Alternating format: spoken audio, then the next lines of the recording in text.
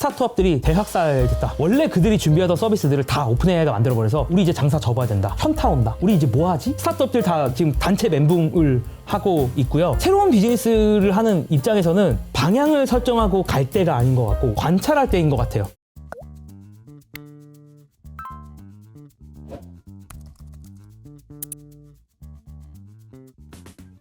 근데 이제 이건 먼 이야기고 당장으로 이제 돌아와 보면 이제 이걸 만드는 회사들 우리 이제 투자 이런 생각을 해보면 당장 생각할 수 있는 가장 쉬운 선택지는 마이크로소프트일 것 같거든요. 맞습니다. 실제로 최근에 클라우드에서도 성과가 확실히 차이가 나는 것 같고요. 네, 지난 이번 분기 실적 발표 때 보면 클라우드를 가장 시장 점유율이 높은 세 개의 회사가 마이크로소프트, 구글, 그다음에 아마존 이렇게 세 개의 회사가 클라우드 관련된 점유율이 가장 높았는데 이번 분기 실적 때 가장 성과가 좋았던 건 마이크로소프트예요. 마이크로소프트가 네. 네. 마이크로소프트의 클라우드인 애저가 가장 성과가 좋았는데 가만히 생각해보면 이게 너무 말이 되는 게 사실 마이크로소프트가 오픈 AI의 지분을 49%를 갖고 있거든요. 그러니까 원천 기술을 갖고 있는 인공지능 업체와 클라우드 기술과 하드웨어를 갖고 있는 이 테크 업계가 둘이 너무 궁합이 좋은 거죠. 그러니까 한마디로 애저의 성과는 어떻게 보면 챗GPT 빨이다. 이렇게 볼 수도 있는 거거든요. 아까 말했던 GPT 스토어 이게 나오기 시작하면 GPT 스토어도 결국 서버가 돌아가야 되는데 거기서 돌아가는 서버를 오픈 AI가 뭐 아마존한테 가서 서버를 빌려오겠어요, 클라우드를 빌려오겠어요, 뭐 구글한테 가서 빌려오겠어요. 당연히 마이크로소프트 애저 가서 빌려오겠죠. 그러니까 마이크로소프트 애저의 앞날이 더 밝아 보일 수밖에 없는 이거 서버 돌리면 뒷단에서 다 마이크로소프트라니까요. 원천 기술은 오픈 AI일지 모르겠지만 뒤에서 하드웨어 돌아가고 서버 돌아가고 네트워크 로드 밸런싱하고 막 이런 뒷단에서 일어나는 많은 일들은 다 마이크로소프트를 할 수밖에 없고 사실 그렇기 때문에 이런 빅테크 업계들이 네. 원천 기술을 가진 회사들에 너무나도 투자하고 싶어 하는 거예요. 서로 윈윈이야 사실 이걸 투자하는 것 자체가. 왜냐하면 사실 이게 제가 알기로도 오픈 AI도 그랬던 걸로 알고 있는데 투자할 때 애초에 돈을 얼마를 주고 일부 금액은 클라우드에 크레딧으로 줬어요.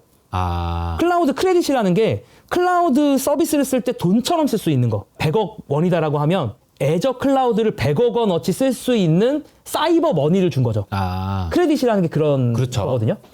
마이크로소프트 입장에서는 적은 금액을 사용하는 거죠. 그러니까 원가만 주면 되는 거니까. 그렇죠. 원가만 사실. 주면 되는 거니까. 사실 나는 100억을 쓴다고 하지만 맞아요. 사실 원가만 생각하면 한 70억 쓰는 걸 수도 있겠죠. 그러니까 예를 들어서 이제 출판사에서 뭐 이게 좀 고맙습니다 그러면서 책을 선물 100권을 해줘. 근데 사실은 그 100권이 원가가 뭐 2만 원씩 해가지고 200만 원이라 하더라도 그거 책 만드는 데는 그 정도는 안 되거든. 맞아요. 그러니까 이제 출판사 입장에서는 그렇게 비용이 크지 않을 수 있다. 이런 식으로 이제 비유할 수 있는 거죠. 그러니까 클라우드 서비스도 원래 정가로 하면 야 이거 이만큼인데 써 이렇게 종이로 줬지만 사실은 마이크로소프트에게는 그 정도까지 부담은 아니다. 이렇게 볼 수도 있는 거고요. 그런데 받는 입장에서는 어차피 똑같으니까. 여기서 클라우드 하나 저기서 클라우드 하나 똑같잖아. 그렇지. 그러니까 마이크로소프트가 뭐 당연히 주는 거는 고맙죠. 그래서 그렇죠. 구글도 뭐 투자한 데가 뭐 엔트로픽이라는 회사 투자했었는데 거기도 똑같은 식으로 했다고 하더라고요. 그러니까 일부는 돈으로 주고 일부는 클라우드 크레딧을 준 거죠. 어쨌든 계속 이런 그 원천 기술을 가진 스타트업과 빅테크 업계 간의 이제 합종 연행이 계속 이제 일어나고 있는 상황인 것 같고요. 네. 당연히 이제 말씀해 주신 것처럼 마이크로소프트가 정배라고 저도 보고 네. 그거를 시장이 모르고 있지 않기 때문에 지금 마이크로소프트가 거의 신고가 그러니까 이 와중에 신고가예요. 마이크로소프트는. 그러니까 이런 장에서 신고가인 거예요. 그러니까요. 네. 그게 되게 중요해요. 마이크로소프트가 투자를 잘했고 그 투자의 성과가 계속 보이니까 그게 또 실적에서 보이니까 당연히 이제 이렇게 이어지는 건데 다만 이제 뭐 여전히 저는 그래서 뭐 마이크로소프트 당연히 좋을 것 같은데 또 구글이 선 보이는 것도 봐야 된다. 너무 당연한 얘기인데 구글이 지금 이제 또 저도 이제 그냥 지인 피셜 그냥 구글에 있는 지인 피셜에 따르면 이를 갈고 있다. 구글이 지금 완전 이 갈고 있다. 그래서 물론 바드가 나오긴 했지만 근데 바드는 사실 뭐 써보신 분들도 아시겠지만 약간 급하게 만든 감이 좀 있어요.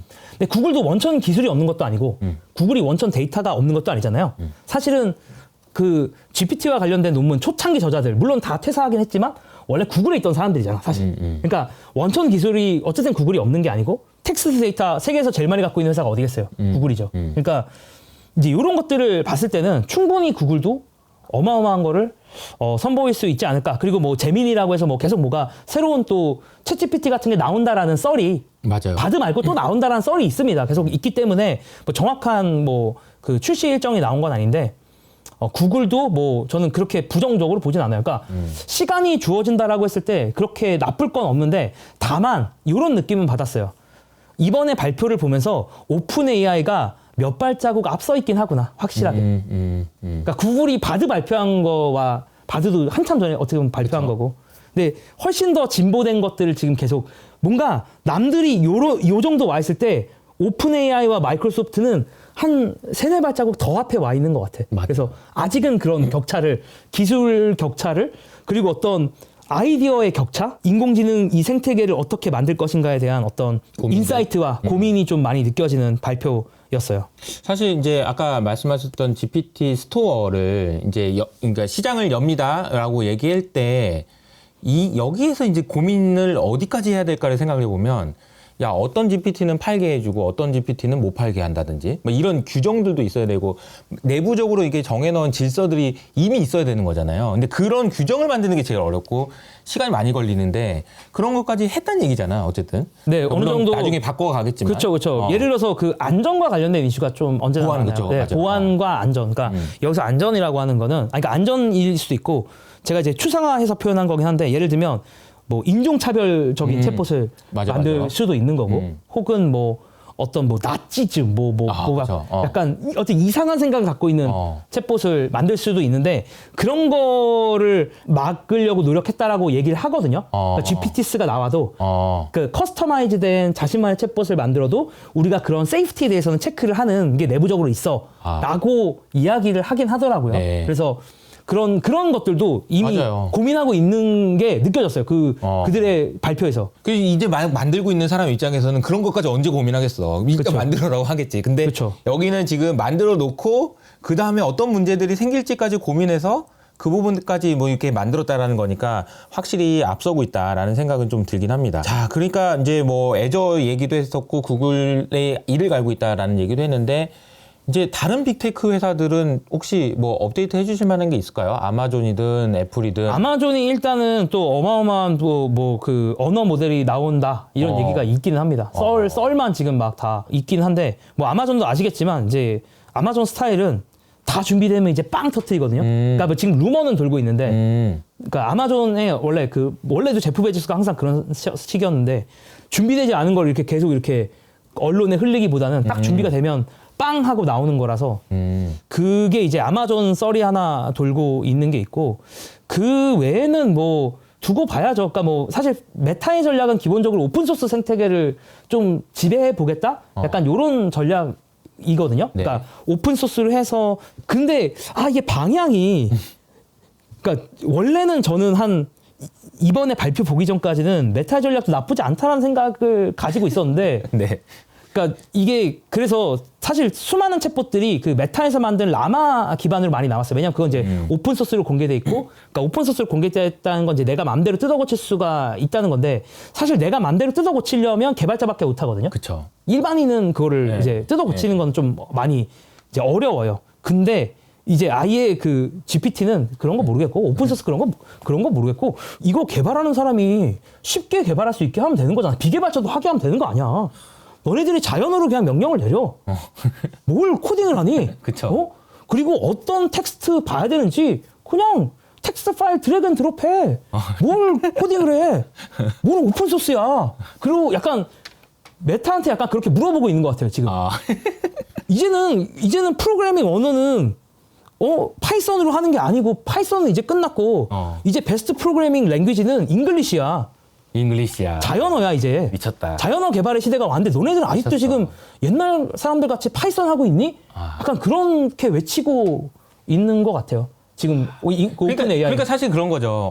어쨌든 지난번에 단태님이 얘기해 주셨던 것도 프로그래밍이라는 것이 기계어를 우리가 배우는 과정이었다라고 생각해 보면, 기계가 이미 한국말, 그러니까 사람들의 언어를 이해해 버렸는데 뭐 GPT 통해서. 그쵸. 근데 뭐하러 그 기계어에 가까이 가려는 노력을 할 필요가 뭐 있냐. 그러니까 이제 기존에 이제 개발자분들이 그렇게 이렇게 기계어를 익숙하게 하기 위해서 했던 수많은 노력들이 아까 초반에 갑자기 물거품이 된 것 같다라는 느낌 받는 게 이해가 되는 거죠. 야, 오늘 정말 말 그대로 단테님이 이렇게 흥분하면서 얘기한 이유가 있다라는 걸 저도 들으면서 많이 느꼈는데 테크 업계가 완전히 지각 변동을 했다. 이게 그래서 아마 단테님 같은 경우는 주변에 이제 개발자분들이나 스타트업 하시는 분들도 많고 또 투자하시는 분들도 많을 텐데 그분들이랑 이렇게 이야기하면서 이제 느꼈던 소감 같은 걸 얘기해 주시면 어떨까요? 일단 이제 제가 초반에도 말씀드렸던 표현인데 스타트업들이 대학살됐다, 학살됐다라는 게 원래 그들이 준비하던 서비스들을 다 오픈AI가 만들어버려서 네. 우리 이제 장사 접어야 된다, 현타 온다, 네. 우리 이제 뭐 하지?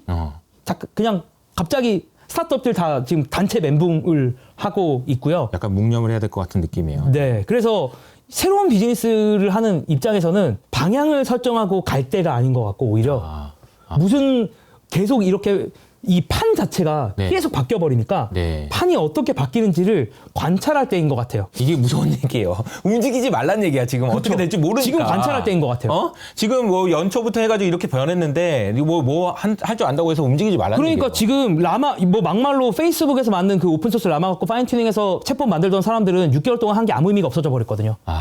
이렇게 말하면 너무 심한 얘기일 수도 있는데 아무 의미가 없어. 6개월 동안 한 게 아무 의미가 없어. 더 좋은 걸 오픈AI가 만들어버렸거든. 그러니까. 근데 또 더 좋은 게 구글이 만들어버리지 않는다라는 나올 수도 있잖아. 나올 수도 있고 아니면 6개월 뒤에 오픈AI가 지금 했던 판을 다 갈아 엎을 수도 있는 거고요. 그렇죠. 그러니까 이런 상황에서 그 스타트업이나 새로운 사업을 하는 입장에서는 세게 지르는 건 너무너무 불편한 상황인 것 같고 네. 점점 어쨌든 그렇게 보고 투자자들 입장에서도 네. 이거 너무 진짜 모르겠어요. 그래서 제일 좋은 선택은 그냥 마이크로소프트인 것 같고 빅테크들이지 빅테크들인 것 않을까. 같고. 네, 빅테크들인 것 같아요. 가장 무난한 선택은. 아니면은 좀 뭔가 이런 아이디어로 한번 골라보면 좋겠다라는 정도는 있어요. 뭔가 치고 나가는 걸 지금 먼저 선택하기는 애매한 것 같아요. AI를 가지고 뭔가를. 그게 이제 적용될 수 있는 분야라든지 이런 걸 좀 생각해 보신 적 있어요? 이게 이제 어디로 적용될 수 있겠다. 아니면 사이저블한 뭔가 비즈니스가 될 수 있을 것 같다. 저는 좀 더 생각을 해봐야 될 것 같아요. 아직은 뭐 그쪽은 솔직히 저도 잘 모르겠고 일단 지금 나왔던 사례들이 막 엄청나게 큰 비즈니스가 될 것들이 아니라서 예를 들면 아까 말했던 뭐 맞아요. 튜터라든가 그쵸. 교육 이런 거는 각각의 기업들에 아주 조금씩 적용될 거지 이게 막 완전 다 메인으로 나와서 뭘 바꾸겠다는 것까지는 잘 안 보여서 근데 모든 기업들에 적용은 될 수 있을 것 같아요. 그러니까 오히려 다 적용되면서 제 생각에는 대부분의 기업들의 생산성이 굉장히 드라마틱하게 좋아질 수 있을 것 같아요. 그렇죠. 오히려 모든 기업들에 다 모든 적용되는 기업들의 생산성이 좋아질 수 있을 것 같고 그래서 인플레이션도 낮아지고 그래서 금리도 안 올리게 되고 이런 일이 생겼으면 좋겠어요. 이제 뭐 그런 방향으로 가면 베스트인 것 같고. 근데 이제 어떻게 될지 모르는 거지만. 샘 알트만이 초반에 발표하기를 이 챗GPT와 관련된 별도의 뭐 기업용 API를 쓰고 있는 고객이 포춘 500대 기업 중에 90%래요. 그렇구나. 네네. 그러니까 다 쓰고 있는 거예요. 그러니까 아까 어떤 곳이 쓸 거냐고, 그러니까 어떤 기업이 쓸 거냐고 물어봤는데 저는 다 쓴다고 봐요. 그래서 결국에는. 그래서 어떤 기업들이 뭐 좋다라고 얘기하기가 애매한 거예요. 빅테크를 제외하면. 그러니까 인프라 말고는 다 쓸 거거든요. 그렇죠. 인공지능. 지식 노동자들은 다 쓸 거거든요. 특히 어디가 더 좋다라고 얘기하기가 오히려 애매한 거죠. 네. 전반적으로 좋아져가지고 아무튼 뭐 내년 시장에 아무튼 이게 저는 개인적으로는 매크로를 보는 입장이지만 AI도 너무 중요하다고 생각하는 게 이것이 어떻게 세상을 바꾸느냐에 따라서 또 이제 뭐 완전히 바뀌어져요. 파월도 생각을 바꿔야 될 수도 있어. 그러니까 어떻게 될지 모르기 때문에 너무 잘 모니터링 해야 될 것 같은데 단테님이랑 오늘 얘기하면서 생각이 좀 많이 정리가 된 것 같습니다. 오히려 또 들으시면서 멘붕에 빠지신 분도 있겠지만 어쨌든 이 변화들을 알아야 되겠다라는 그런 거는 확실한 것 같습니다. 끝으로 마지막으로 한 말씀 해주실 게 있을까요? 저는 그냥 이 시대를 살아가는 게 너무 재밌는 것 같아요. 너무 재밌어요. 그냥 네. 한 명의 어떤 관객으로서 되게 신난다는 생각이 들고 진짜 이게 한 개인이 정말 이제 어떤 기술이 없어도 많은 것을 할 수 있게 되는 시대가 온 것 같아요. 그래서 그런 시대에서 나는 어떻게 살아남을 수 있을까? 이런 고민도 좀 들고 네. 재미도 있는데 고민도 좀 되고 뭐 그런 여러 가지 그 좋은 감정과 걱정되는 감정이 오고 가는 것 같습니다. 네, 여러 가지 생각들이 많이 드는 그런 영상이 되지 않을까 싶은 생각이 드는데요. 여러분 생각도 댓글로 많이 남겨주시면 좋을 것 같습니다. 자, 그러면 저희는 여기서 인사드리도록 하겠습니다. 감사합니다.